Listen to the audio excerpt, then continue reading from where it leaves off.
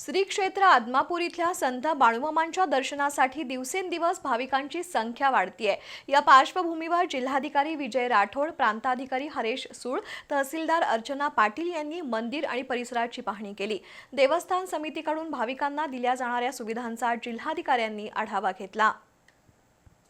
आदमापूर इथल्या संत बाळूमामांच्या मंदिराला जिल्हाधिकारी विजय राठोड यांनी भेट दिली।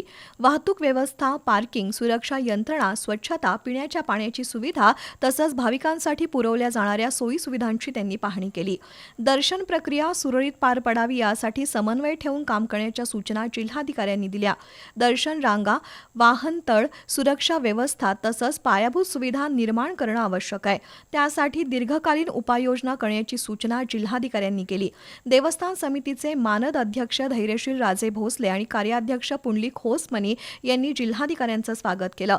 यावेळी प्रांताधिकारी हरेश सूळ, तहसीलदार अर्चना पाटील, पोलीस निरीक्षक गोरख चौधर, मंदिराचे सचिव रावसाहेब कोणकेरी यांच्यासह विश्वस्त दिनकर कांबळे, दत्तात्रय पाटील, रामाण्णा मरेगुद्री, तमन्ना मासरेड्डी, यशवंत पाटील, दिलीप पाटील, संदीप मगदूम, संभाजी पाटील, इंद्रजित निंबाळकर, विनायक शिंदे, मुख्य कार्यकारी अधिकारी संजित कदम उपस्थित होते।